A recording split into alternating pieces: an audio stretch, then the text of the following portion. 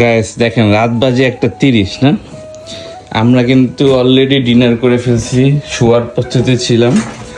আর ওকে just আমি মজার ঠেলায় বলছিলাম যে আমার পোলাও দিয়ে মুরগির ঝোল খাইতে মন চাইতেছে আলু দিয়া। কি ফাটফাট করে ওইটা মুরগি বের করে কি শুরু করে দিল তুমি মনু? তুমি খাইতে চাইছো, আমি আর সেটা না রান্না করে দেই তোমারে? তোমার নাকি অনেক রুহুতে চাইতেছে, তোমার হচ্ছে ঝোল ঝোল মুরগির মাংস খাইতে হবে, তাই আর কি করার। এই যে তোমার জন্য রান্নাও করে ফেলছি অলরেডি আমি, এই যে ঝোল ঝোল মুরগির মাংস, সাথে হচ্ছে সাদা পোলাও। এখন তুমি রাতের বেলা এই রাত 1:30 বাজে এগুলো খাবা? এবার বুঝছেন গ্যাস আমার পেট বের হওয়ার কারণ। মোটা হওয়ার কারণ হচ্ছে আমি নিজে, কারণ আমার জামাই হচ্ছে যখনই যেটা আমার কাছে আবদার করে খাওয়ার জন্য আমি তখনই সেটা বানাই দিই, এই জন্য তার হচ্ছে পেটটা এমন হয়েছে। এখন রাত বাজে 1:30, এই 1:30 বাজে তাকে হচ্ছে রান্না করে ফেলছি আমি। আমি তো তোমাকে জাস্ট এমনিই বলতেছিলাম।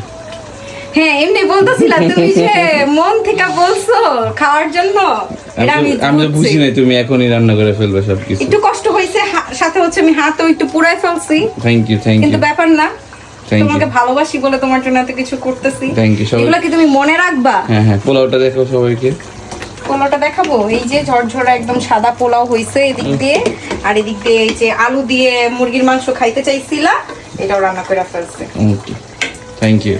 হ্যাঁ, আমার জামাইকে কেউ মোটা মোটা বলবেন না, আমার জামাই আমার কাছে সেরা, তার এই পেটটাই আমার কাছে পছন্দ। সে যখন মজা কইরা খায়, আমার নিজেরই কি ভালো লাগে, এটা আসলে আপনাদেরকে বলে বুঝাইতে পারবো না। যখন বলে উফ কি মজা হয়েছে আজকে তোমার রান্নাটা, তখন আরো বেশি ভালো লাগে। মাশাআল্লাহ, তোমার অনেক মজা, তোর হাতের রান্না অনেক মজা। আমি বিয়ের প্রথম একটু টেনশনে ছিলাম যে কি হবে না হবে, বাট প্রথম খাওয়ার পরে বুঝতে পারছি যে না, আমার আর কোনো টেনশন করা লাগে, সেরা রাঁধুনি নিয়ে আসছি। ঠিক আছে।